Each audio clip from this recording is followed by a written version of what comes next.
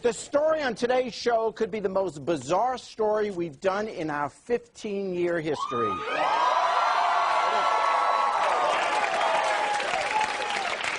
This is really crazy. My guest began wearing women's clothing at age 12 and became a transsexual at age 35.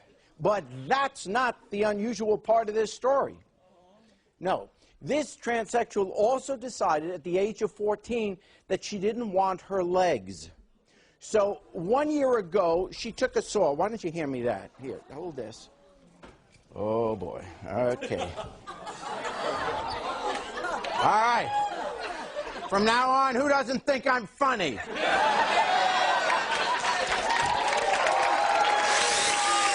right. So 1 year ago, she took a saw just like this. And she cut off, this is true, stop it. She cut off her own legs. Let's meet her. Here's Sandra.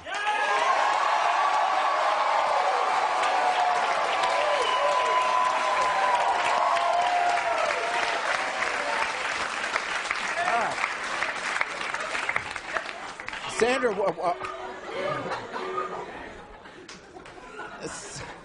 Sandra, what? Okay. What's going on? This is strange, isn't it? Yes, it is strange. Okay. So how old are you now? I'm 48. Now you're 48. When you were 35, you decided to become a woman. Mm-hmm. Okay. That's fine. At what age did you think you didn't want your legs? At 14. At 14. When did you actually cut them off? I cut this one off in 2000. I thought that one went first, yeah. Okay. Why did you cut your leg off? I didn't want them. My brain just kept saying get rid of them, so I had to get rid of them. When you became a woman, did your brain say get rid of something else? Yeah, but I couldn't cut that off. What kind of things have you done to get your legs?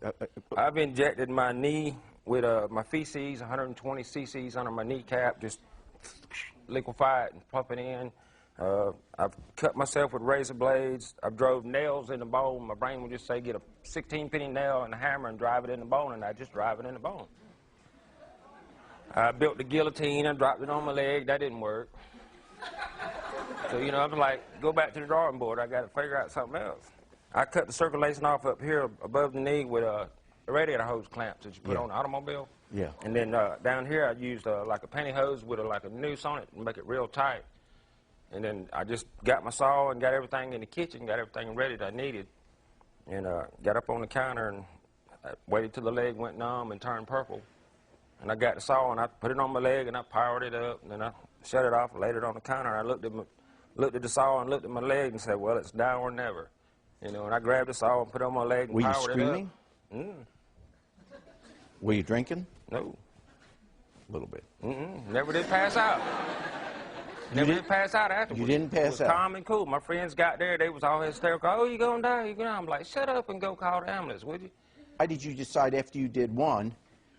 Because I hadn't wanted both of them, neither one of them since I was 14. So, you know, I couldn't tell somebody I didn't want both of them. I just said I didn't want one. I figured they'd really think I was nuts. I didn't want both of them. Oh, no, now they think you're... Oh, no. If you... No, there's no way they think you're nuts to cut off one leg. Now, one's a little longer than the other. I wanted them the same length, but they didn't. The doctors don't listen, so, you know. Now, are you finished, or are we going to lose other limbs? No, I'm finished. What if your brain one morning says, you know what, I'm so tired of this arm? I'm an artist. I need my arms. Oh, you're an artist. Well, you're not a track star. No. See, the part that's hard for me to believe is that there was no moment of regret. I'm not saying you didn't finally conclude to do it, but it's just, that's the part that... No regret. Never a regret. And I had tried to get the left leg infected several times. I figured maybe if I get it gangrene, the doctors would take it off. Every time I get it infected, they just clean it out. You know, I'm like, I'm getting tired of this. I mean, I'm getting it all infected and everything, and they're just going to clean it out. You know, and I'm like, this ain't working. And I tied the left leg up on me, and I'd look in the mirror, you know, and I'd see it was gone under my skirt, and it made me feel like a whole person, you know.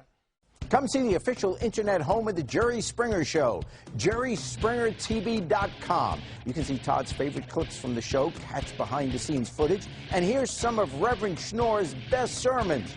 And don't forget to visit the Jerry Springer Show store to purchase your Springer merchandise. It's all at jerryspringertv.com, where the craziness never ends.